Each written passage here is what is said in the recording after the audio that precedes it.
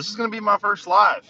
Um, Never done one of these, so I don't know how it's going to go, but we're going to do it anyways. I am actually driving back from work, stuck in some decent traffic. It's actually not as bad. It was pretty bad about a mile back, but we're clear of all that. Gonna kind of wait and get some people on here before. I'm literally talking to nobody right now. It's awesome. I'm gonna wait to get some people on here before I start ranting. Um, Come on. There we go. We got one person. I'm good. Chase Davis. What's up, Chase? All right. We got one person. We're going. First off, I am not. I'm gonna get asked this because no one's watching right now. I am not sponsored by 6 Cents. I just bought one of their shirts about 4 years ago, and I still got it. And honestly, it's a great work shirt, nice and comfy. So I wear it. It's got the hoodie. Matt does love catching bass. Yes, Jesse. Um, but yeah, the only apparel that supports us is Seiko Sticks. Best rods on the market. If you don't know, now you know. Anyways, we're talking about Toho. So this Saturday is a BFL on Lake Toho, and I have been to Toho for a tournament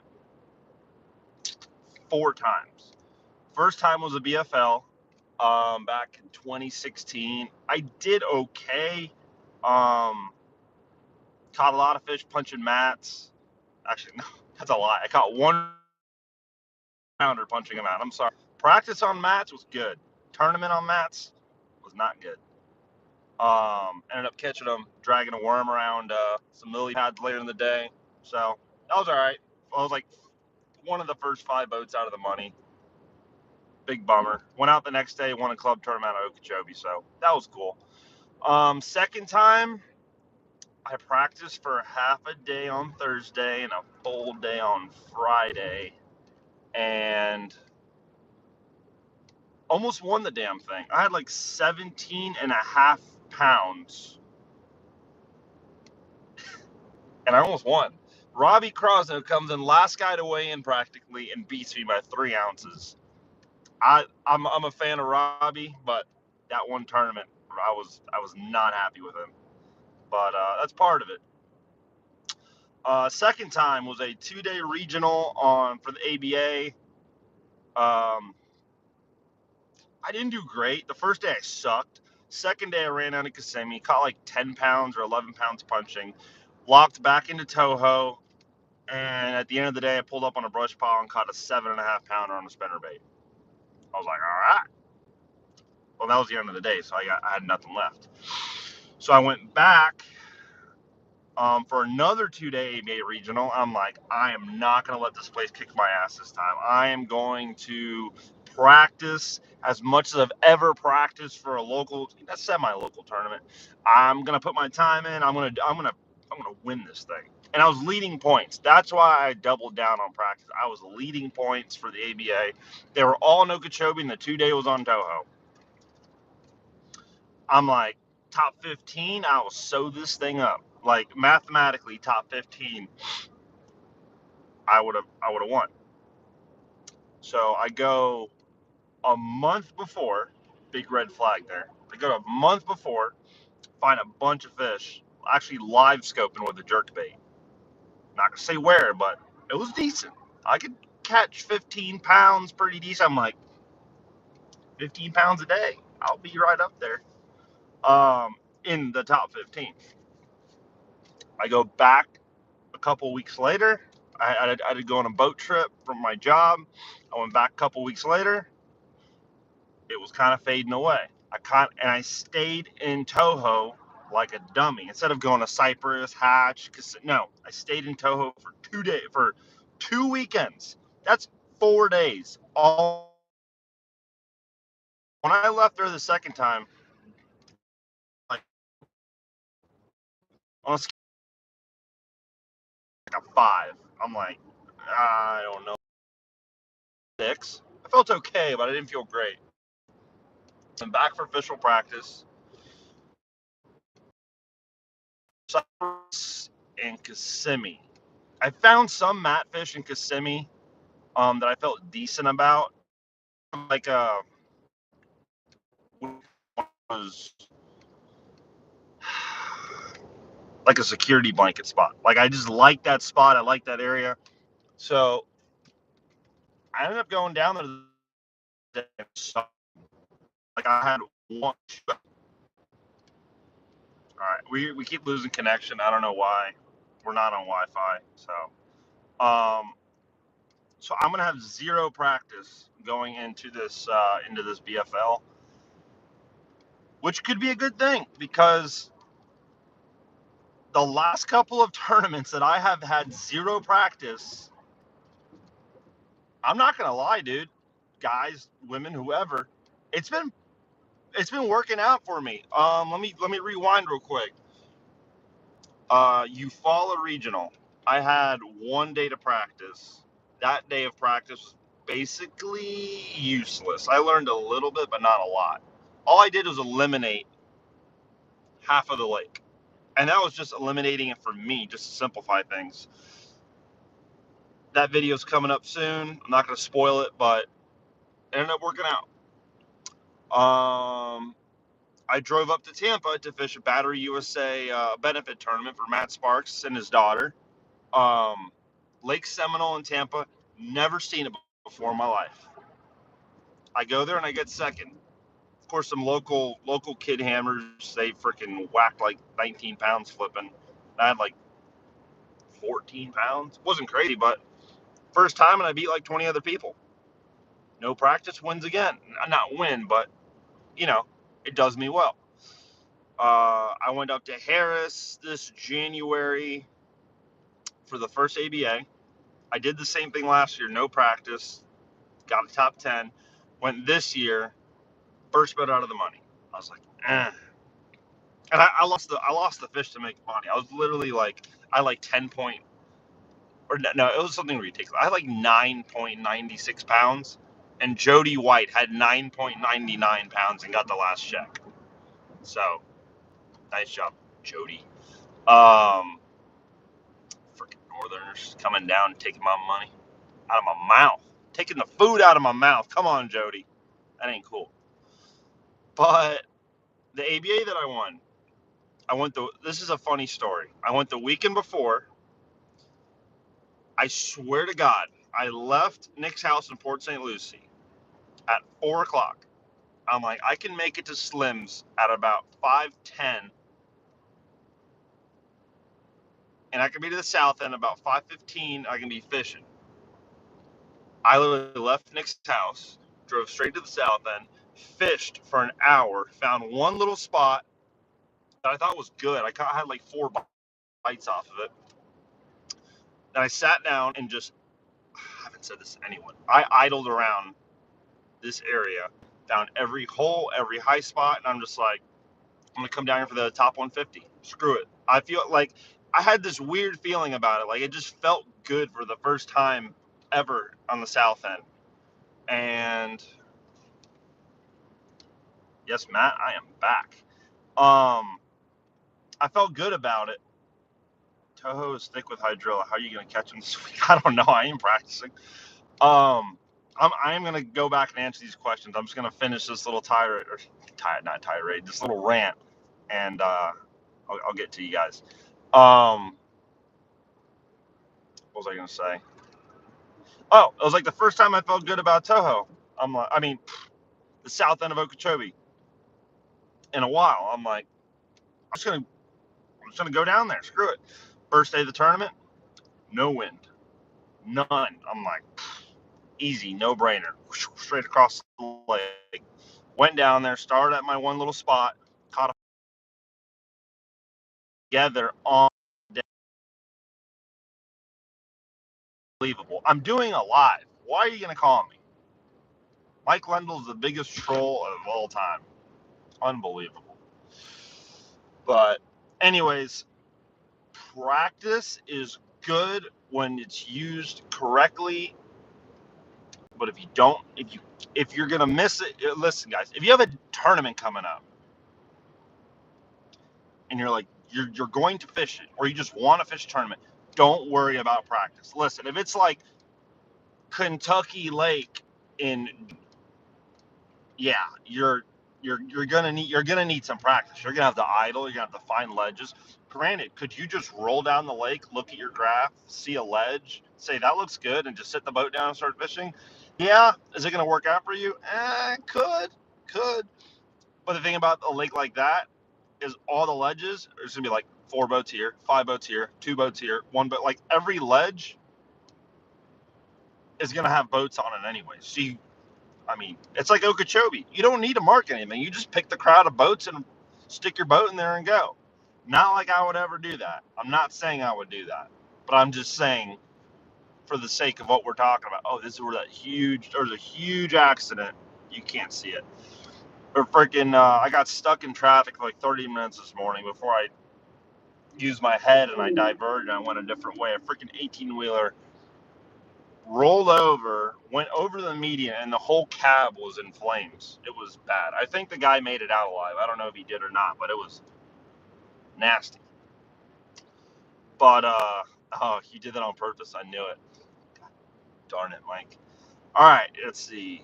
Chase Davis, yo, what's up, Chase? Hi. Matt loves catching bass. Very keen observation, Jesse. Southeast Volusia launch service. Pre-spawn, spawn, or post-spawn? What do you mean? You got to get a little more specific than that. Like, what do I prefer to fish? Let me know. Don. Oh God, Donnie, I'm about to block you on everything.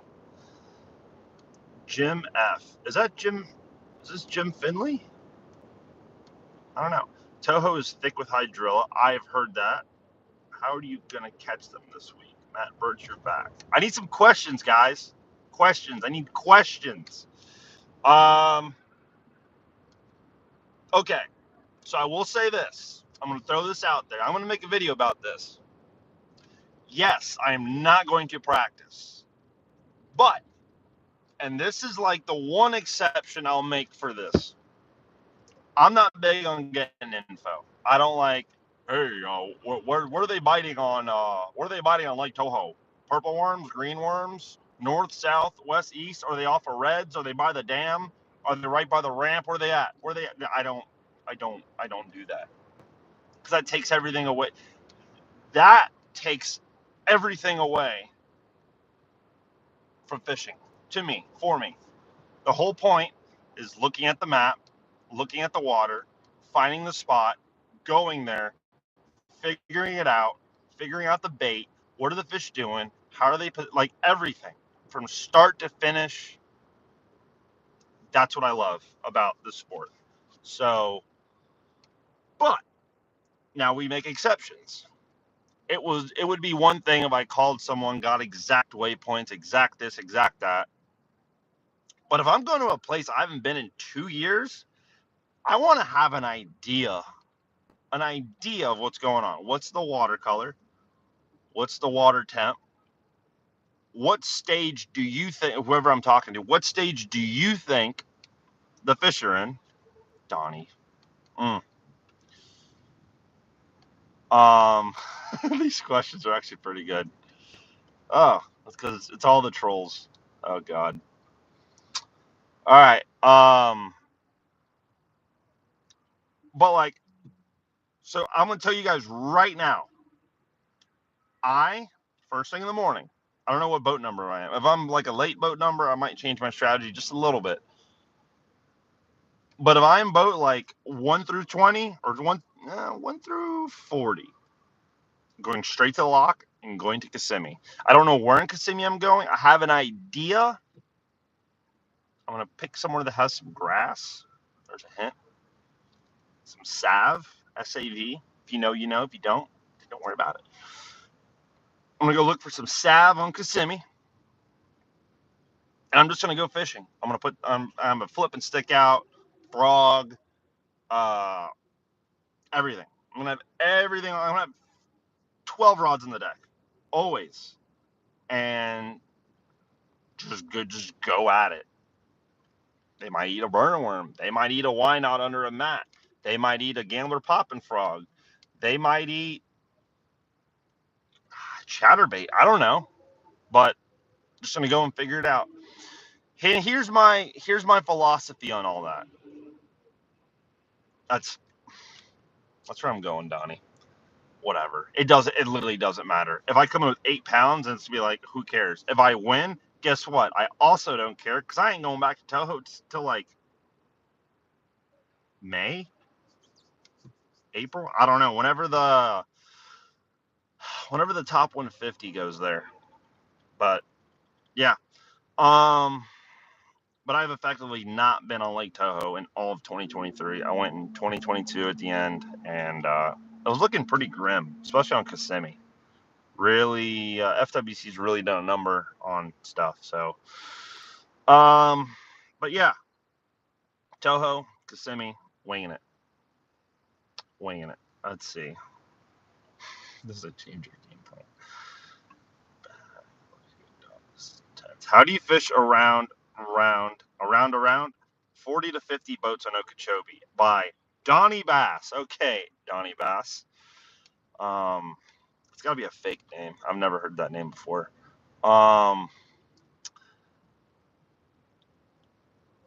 This is kind of funny, but and this is the general thing. The best way to deal with fishing around boats, I don't care if it's 1 or 80. And this is the hardest thing in the world to do. And every time I go against this rule, it bites me in the ass. Pretend like they're not there. Pretend like, I don't care if you see 80 boats go down this line. If you think that line looks good and you want to go down it, go down it. Okay, maybe acknowledge that there's X amount of boats there. Maybe you need to downsize. Maybe they're all flipping. So you got to pick up a frog, or maybe you got to throw a wacky worm, do something different. But you just, because, okay, I'll put it this way. There's been times where I'm like, oh, like I'll see a boat kind of like going towards where I want to go. And I'm just like, no, I really want to hit that head. And I will speed up what I'm doing to get to that spot before he does. Like, I'm not saying he's like trolling on 100 there. Like, I could see, like, we're on a big community hole, and I can see where he's kind of working to. Maybe I shook a fish off there. Who knows? If I speed up, get away from where I'm at, and try and go there, chances are I'm going to get to that head. I'm not going to get a bite. I'm going to turn around, and there's going to be a guy sitting right where I was just at, and he catches a 5-pounder. That happens so often. So pretend like no one's there. Just go fishing. Just do, like, look at Scott Martin. The guy did his own thing. He didn't care about what all the other boats were doing. What he was doing was what he went into that tournament knowing he was going to do. Yes, was he around 50 boats? The pictures of that tournament were disgusting. There were boats everywhere. It's just another weekend on Okeechobee. And you're gonna say, "Oh wow, the lake never used to be like that, like this, like that, like that." I don't care. It is what it is right now. And if you're going to fish a tournament there right now, you have to do what you have to do. Guess what? November, December, guess what I did? Run away from the crowds. Get away from the crowds. God forbid I'm the first boat in somewhere, and I'm like, oh my God, I got this to myself. And then next thing you know, there's 15 boats in there. And then guess what? Like, there's one spot I was in, 9:30, they're all gone. Like, all of them are gone. And then the bite turns on. It happens. It truly.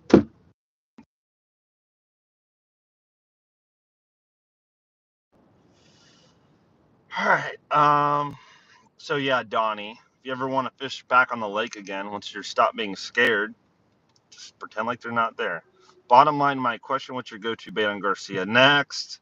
That's because you look for crowds. Stupid. I just subscribed. What maps do you use? Anything other than Google Earth? Matt, dude, I'll be straight up. I do not use paper maps. I remember the last time I saw a paper map was back at I think I got no. Actually, I bought them for that $1 million deal on Table Rock.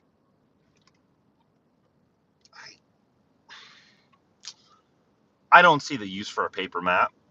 Um, I'll be honest. I use the Navionics and the Humminbird One Boat Network app on my phone a lot. If I'm going somewhere that I've never been, or if I need like a fresh idea or something, I'll look at that. Um, but I just have a 16-inch Lowrance Live at my console, and that's a big unit.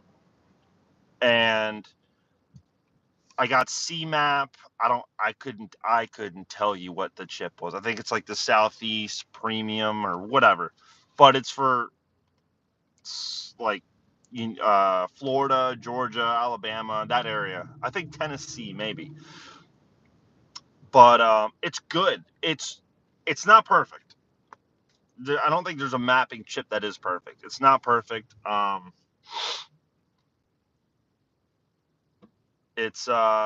It's good though. It'll get you where you need to go most of the time. Then there's certain lakes where it's just, I'll be straight up, it's junk. There's certain lakes where it shows you every single thing. At Chickamauga a couple years ago, um, I know of a lot of guys that ran up on sandbars. A lot of guys. Even Nick ran up on a sandbar the first day he was there. I never ran the sandbar. So the lake was down about, it was like one of the record lows. It was like down 7 or 8 feet. Oh, this is the one where Donnie Bass hired a guide and had him show him around everywhere. What's up, Donnie? Um, so I, so Humminbird. One good thing about Humminbird mapping is it allows you to do a negative water level offset. So if the lake's down 7 foot, you can just go -7, and your map recalibrates to that. Lowrance unfortunately does not offer that. So what I ended up doing is I put my boat up on the bank. Literally, I just beached my boat on the bank, and I just started hitting. I saw what contour line I was sitting on. I think it was like the 6 or 7 foot contour line, and I just marked and I just blacked everything out. I don't know if I blacked it out or I made it all red or purple or whatever, but I made it all one color so that I knew this is land. This is hard. Do not go here. And then I did my 3 foot, 5 foot, 10 foot, 15, 20 color shading.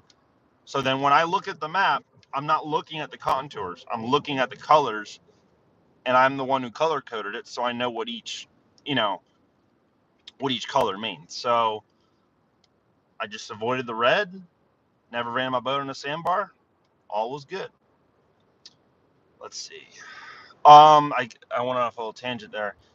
So I don't use paper maps. If I want to research a lake, I just use my phone. If I am on the water, I use my graph. If if I go to like a new like in the southeast that's not Florida, I will use Google Maps or Google Earth, and you have to do it on a desktop or an iPad. And you can rewind it. You can rewind the time. I mean, this is like common knowledge now. I'm not giving away any secrets.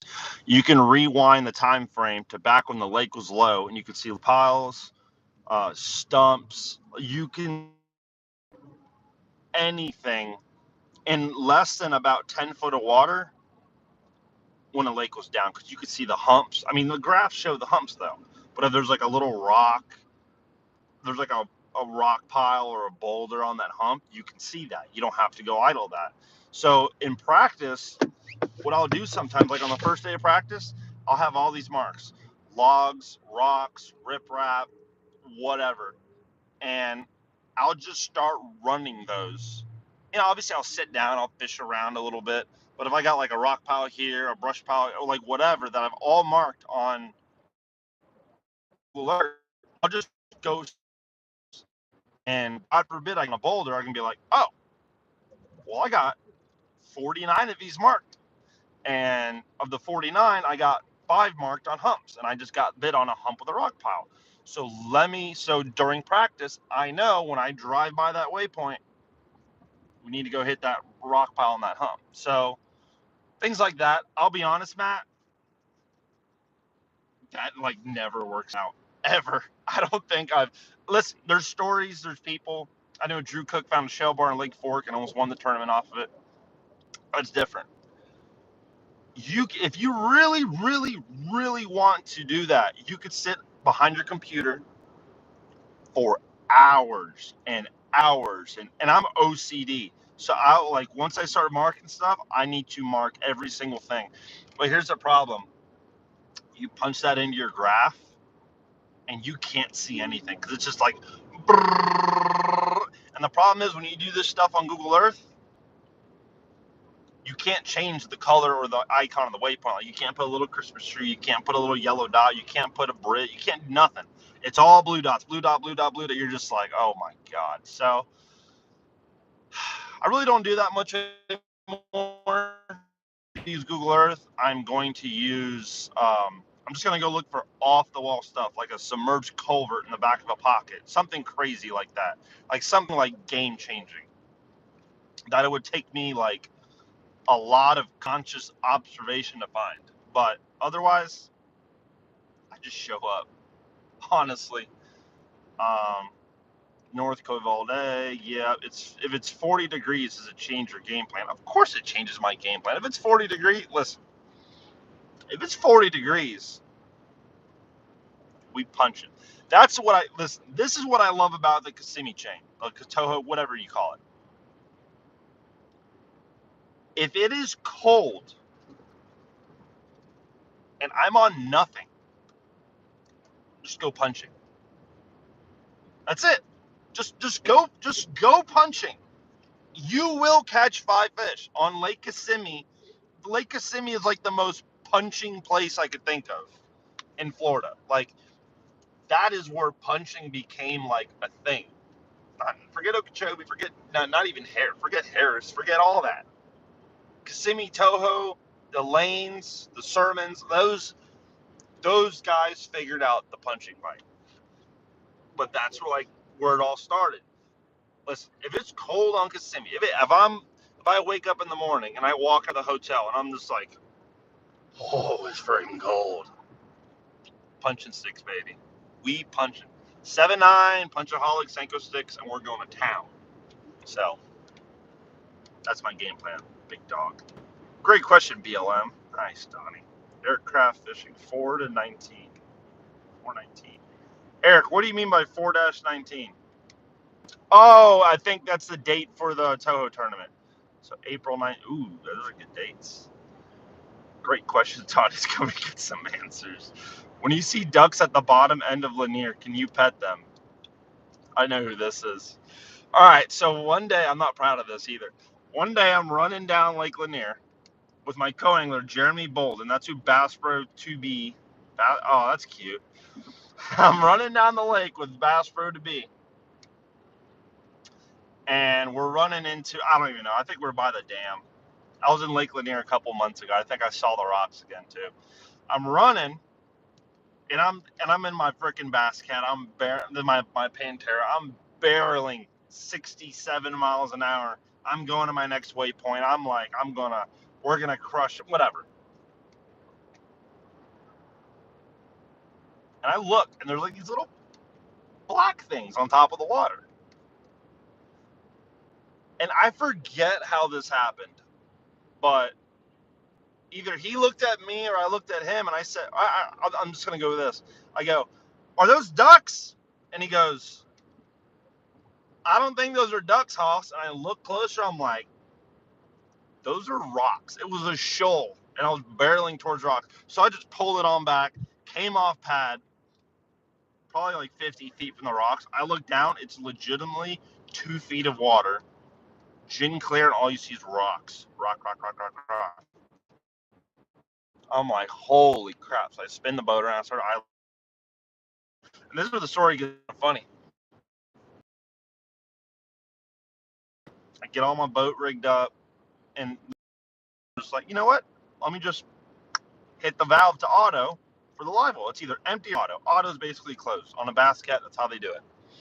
So I click it closed. On this valve, physically click over. I don't think it, I guess it was in like my OCD, ADD, running around all over the place. I just clicked it over and I went. It didn't click. So I started the morning in the Chastity River. We caught some fish. Jeremy caught a couple more than me that morning. Jeremy. And I opened the live well. And listen, I went from the Chastity down close to the dam. I opened the live well, and these fish are like, there was no water in the live. My pumpins on. I'm freaking out. So not only do I almost run up on a shoal, but that shoal, not only did I almost kill myself on that shoal, but that shoal actually saved the life of the bass that are in my live well. So you said wacky worm. Do you throw it on a spinning rod like most in Okeechobee? Donnie, I don't throw wacky worm on Okeechobee, even though B-Lat whooped my ass that one day. Damn straight, he's seen a couple of heads in front of me. I don't know what that means. Sup, Matt? I may have a buyer for your power poles. Hell yeah, send them my way. I got 2 guys interested so far. But just what pictures? I'm not even entertaining you guys. Thanks for answering my question. It used to be a sail fishing team. We won the World Sailfish, won Crest of the Crest, which is like AOI basically, or BOI, Boat of the Year. We won some stuff. I was green back then though. I didn't know what I was doing for sailfish. I knew how to do it. I just didn't know how to do it quick, fast, and efficiently. He wants to do well in the crowds of boats and pull in. There's not that great red fishing in Miami. And I don't feel, listen, the only time I would consider going red fishing, and I love red fishing. I love sea trout, snook, I love it all. I just love bass fishing more. That's just how I am, how I'm wired. But the summertime would be a good time to go down to like Flamingo or something, or go out west to, what's that place called? Chuckaluski, and go do that. But I got friends. I got a pappy with a flats boat. I got options, so I'll call them out. Idiot. Florida bass fishing, unbelievable. Ethan's fishing adventures. Ethan, calm down. I own this guy. How do you like the Extreme Bass Team Series? I like it. I just wish they drew more boats. Like the one in Okeechobee, I had like 25 boats. The one in Garcia that I won had like 13 boats. Garcia is kind of like off the grid a little bit. It's kind of like, if you're not a local, you're probably not going to fish it, honestly. But like no one's traveling to go fish an Extreme on Garcia. Like, let's be real. I just so happen to have a friend of mine, Nicholas Hoynig, lives 50 minutes from there. So I drive up there, we hang out, go out in the morning, go fishing, get back, we go fish somewhere else. So I make a weekend out of it. I've never in my life hired a guide for anything personal or tournament. Yes, I went out with a buddy 3 or 4 times in 15 years of tournament fishing. Donnie, please don't start. Don't start. No. Donnie, I have hired 0 people. I have gone out with 0 locals. And all of my time fishing, like, to go in official, no. Why? Listen, here's my theory on this, Donnie. And I'm not getting mad at. This is my mind. I'm putting down $1,700. That's a lot of money. If I didn't feel confident fishing against 200 other people, I wouldn't put that $1,700 down. If I didn't feel like I could do what it takes to do good in a tournament, I wouldn't put down that $1,700 unless I'm just like rich and I just want to go fish a big tournament. Then sure, why not? Just blow it. But it's the same thing. It's the same thing goes for like side pots in tournaments. If there's a side pot, I'm getting in it. Why do you ask? If you have enough sense to show up in the morning to fish a tournament, then you're I mean, I don't know who fishes just for a check. There's some guys who do that. And if you do, that's fine. If you're just starting to climb up, that's fine. Then do what you want to do. But if you show up, you're there to win. I don't care how practice, I don't care how anything went. At least for me. If I show up, I'm showing up right now, dude. I'm sorry. I'll call you right back. So I'm not getting help. It's just all those things. It's like you need to believe.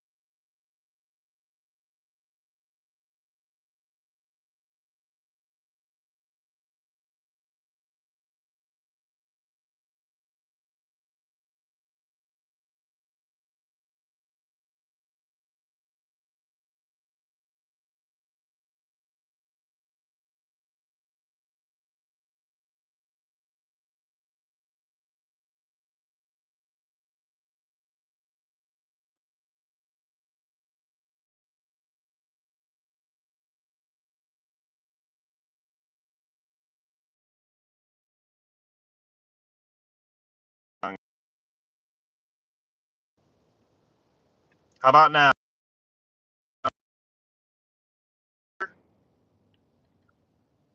How about now?